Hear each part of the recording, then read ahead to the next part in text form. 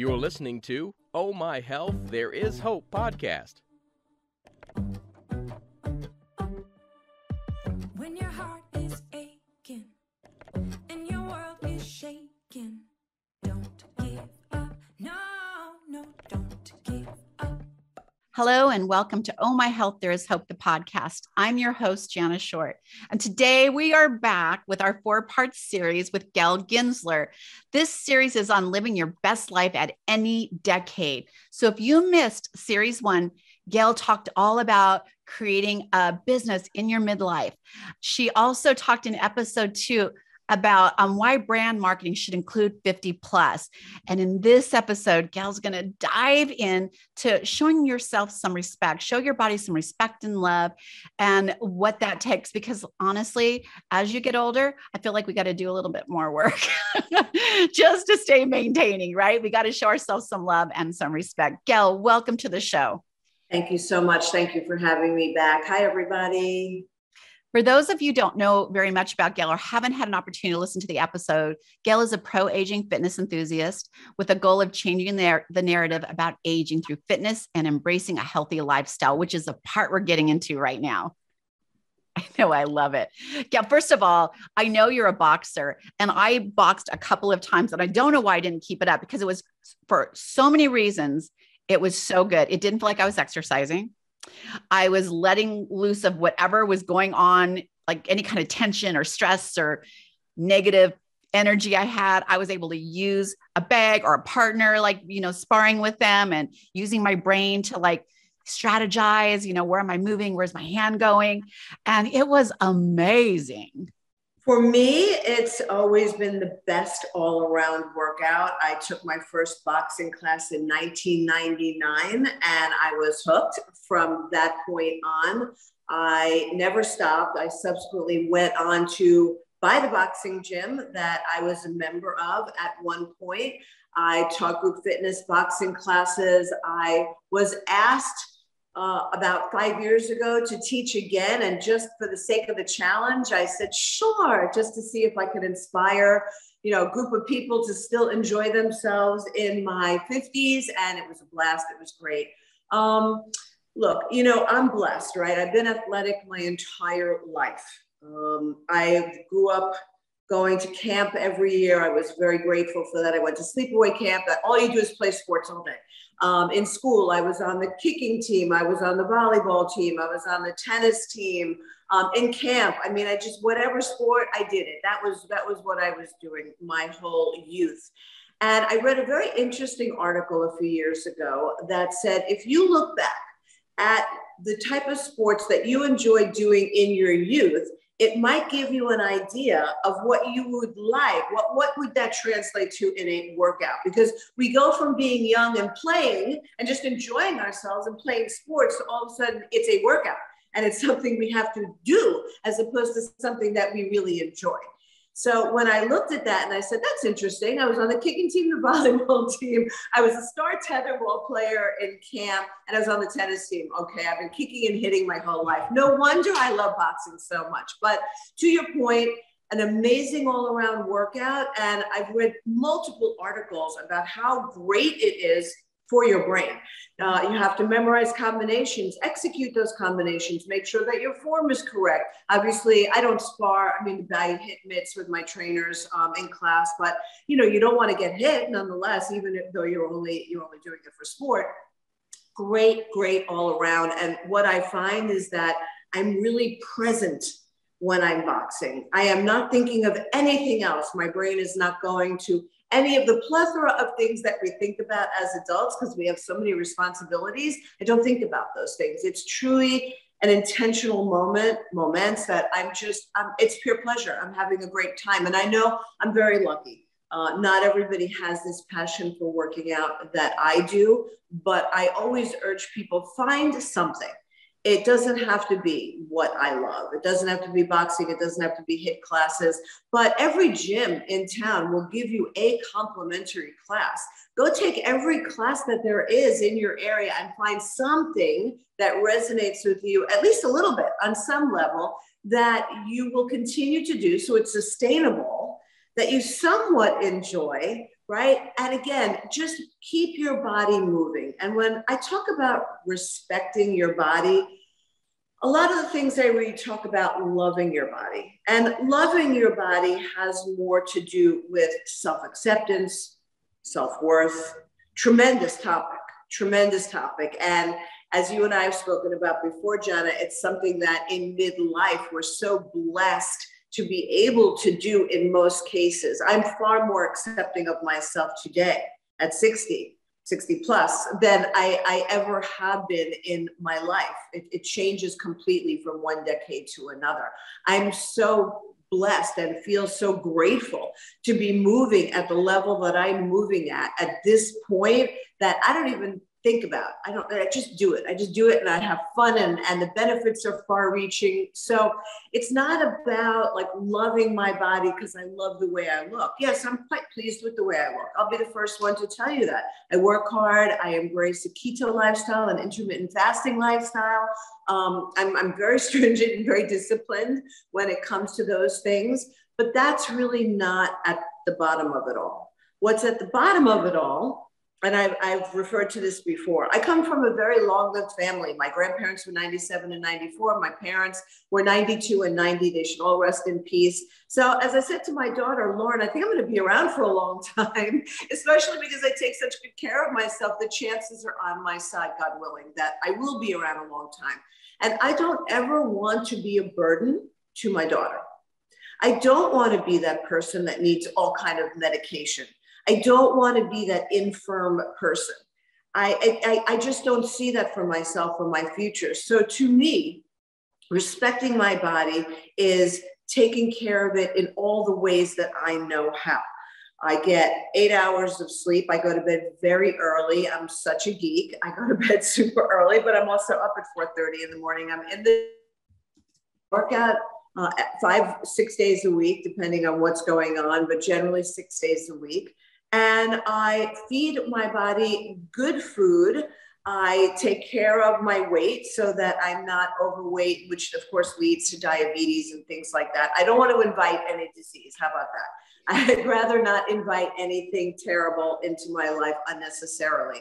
I have a wonderful supplement routine thanks to MDR Labs, which is the sister company of Clientele, which we all know and love dearly. A tremendous supplement routine. And a great skincare routine also from Clientele Beauty. I do everything that's in my power to take care of my body. My body is my temple. My body is my home. It's the only place I have to live every single day of my life. I want to put all the odds on my side to do everything I can do so that I can live a long, disease-free and healthy life. I think everybody wants to do that. I'm kind of opposite of you. My family doesn't have a long life expectancy. I've already lived longer than my dad in my 60s. I think he was 57 and my mom was 64. So I'm hitting that doorway, right? And it was the same for every generation. And it wasn't a genetic thing, by the way, but I know that I can change that. I know that I know that my mom smoked. My dad smoked. Like they weren't drinkers, but they smoked, and they had other things. Like they didn't show themselves love. That wasn't a word back then. Like when my mom and dad were here, or my grandparents, showing yourself love was selfish. Like what? Like your kids need this, or what about your husband? And I just want to tell you how important it is that if you aren't showing yourself love, and like Gail said, she focuses on sleep, nutrition, movement, mental nourishment. Like it's not just one thing. If she was just working out and eating whatever she wanted, she probably wouldn't look as great as she does today.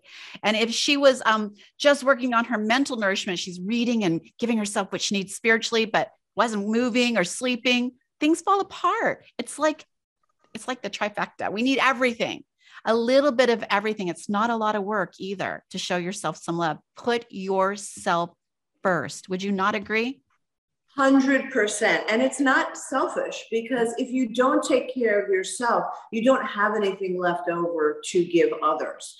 Even when I was raising my daughter, I got divorced very early. I was very blessed to be able to have somebody help me to take care of my daughter. I put myself first because I knew that if I was unhappy, having gone through the stress of a divorce and such, if I was unhappy, I wasn't going to be a good parent to my daughter.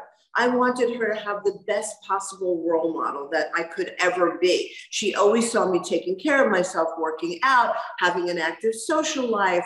We're both, thank goodness she got it from me, we're both voracious readers. I love to read. I love learning new things. I'm always giving myself new challenges. Those things are important. You have to feed your mind the same way that you feed your soul, whatever that means to you. For me, at this point in midlife, going back to, why I'm on a side endeavor business in my midlife, it's because it's feeding me intellectually and it's feeding my soul.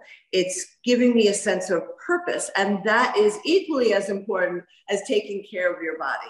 But as you said, if you're not going to take care of your body and you're only taking care of one other component, the balance isn't there. So it is all about balance, and it is all about self-respect, but respecting your body. And again, especially in light of the times that we live in today, these are tricky times, right? It's hard to navigate this landscape right now. So for me, I just want to do everything I can do to put the odds in my favor, to remain healthy so that I can go out in the universe, radiate positivity, add value to my staff at work, add value to my side endeavor by doing things like this, which is feeding my soul and feeding my brain to be able to communicate my thoughts to the universe out there. And, they always say, if you touch just one person, you've done your job. If I touch just one person and this resonates with one person, then I know that this was a great day. By the way, I think that is beautiful, everything you just said, and I couldn't agree with you more. And for one of the things you said earlier, I don't even know if it was this episode or the episode before, but you talked about not wanting to be a burden on your children. So really the best gift you can give those beautiful children of yours, your spouse, your family, your friends, is to take care of yourself. Because what happens when you break? What happens if you are in bed because you broke your hip because you weren't taking proper supplements or whatever? And now you have to ask someone for more, right? You have to take from their life to start adding into your life to take care of you, when you could have probably done that yourself by just taking care of yourself.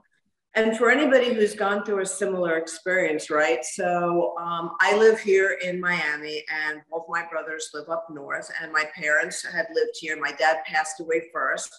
And then it was left to me really to be responsible for my mom.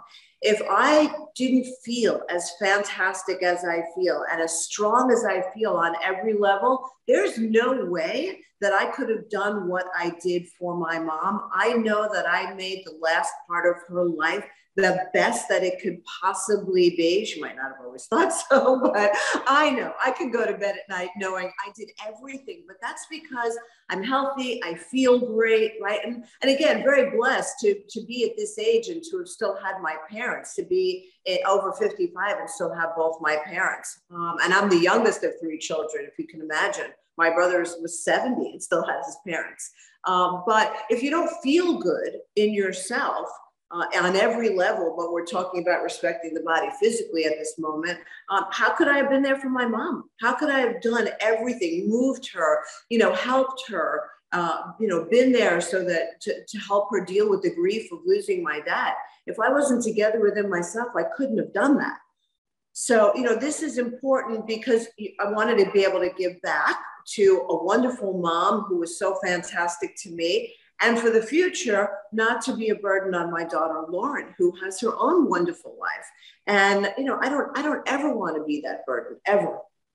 So the other thing that you brought up through this conversation, I think it's so important, and I want to just touch on it a little bit, is that we just keep talking about what we really want is to create a generational change. So as we start telling our children or our friends, I can't do this. I need an hour. I need to not eat that. Can we go here and eat? Because when I eat that, it really doesn't make me feel so great.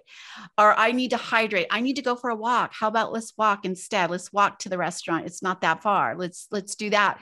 you're setting that example for those around you, and they're going to see that you're thinking of yourself and your health. My hardest one was telling my kids, I have to be in bed at a certain time. I just can't function the next day unless I get a proper amount of sleep. And I know they all do the exact same thing. They all are like, they tell their kids, this is my bedtime so that when I get up tomorrow, I can give you what you need. But I can't do that if I'm not running on sleep, right? I'm running without sleep. So I think that we set this beautiful generational change. And every time I see one of my kids do that, I'm like, yes. So one of the questions I want to ask you, because I hear this all the time. So I think movement, you're so great about taking care of yourself physically when you're like continually working out. Like you worked out today you were the oldest girl in the group for the club or Carbon 38. And you're so proud of that. But a lot of people say, I'm not going to the gym. It's a bunch of young kids, bodybuilders, and I don't feel like I belong. And honestly, it's how I never have liked gyms. I would wear a baseball cap and pull it way down so nobody could see my eyes. And I just get focused in with my earbuds in. I wouldn't talk to anybody. I just felt like that was not my space, to the point where I was so uncomfortable, I'd start going. That did not stop me from moving, by the way. But what would you say to people who are like, when we are in midlife, where do we fit in working out? You fit in wherever you want to fit in. Well, I don't understand. I do see that, and I get it. I'm not dismissing that train of thought. You know, I'm making a joke, but you deserve to be wherever you want to be. You have the right as a human being to be wherever you want to be, doing whatever you want to do. I know, so just to expand on that a little bit, I'm a team ambassador for Carbon 38. And yes, they're all young ladies who are in their 20s and 30s. And I am the only person who no longer teaches fitness classes. They all do. I'm the only one that doesn't anymore. And obviously I'm 60 plus. And I don't care. I am proud of that. And when they look at me and they go, wow, you are so inspiring, that warms my heart. When I go to fitness events around Miami, and there's loads of them, inevitably I'm the oldest one there. And I can't tell you countless times I've had younger women come up to me and say, I don't know who you are, but I wasn't watching the instructor. I was watching you. You are so inspiring. And then I know that I've done my job. I am leaving the legacy. I'm leaving the mark I want to leave on future generations. You have every right to be wherever you want to be and do whatever you want to do, because it's your only life that I know. It's your journey.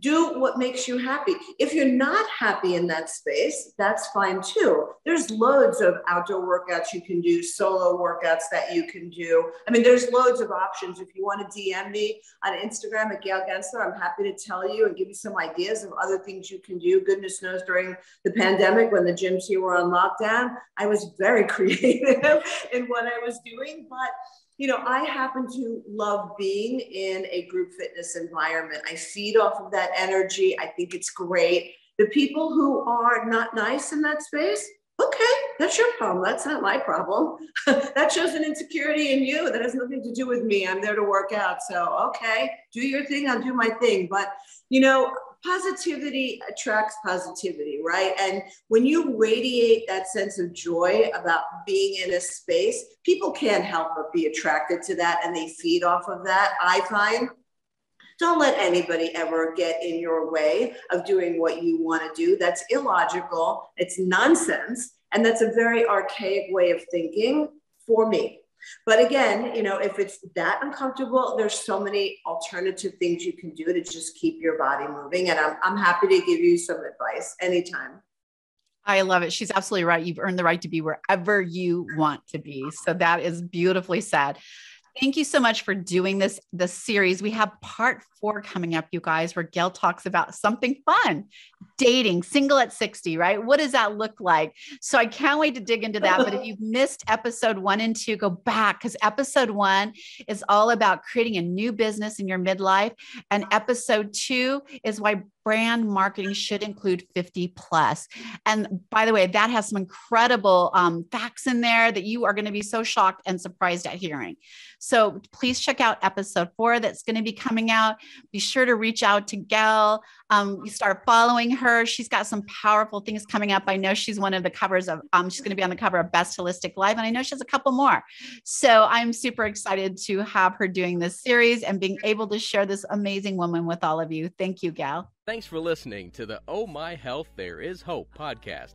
Make sure to visit Jana's website, bestholisticlife.com, where you can subscribe to the show on iTunes, Google Play, or listen there, so you'll never miss an episode. While you're at it, if you found value in the show, we'd appreciate a rating on iTunes, or if you simply tell a friend about the show. That'll help too. Let's change the world together, one health expert at a time. Looking forward to seeing you next time.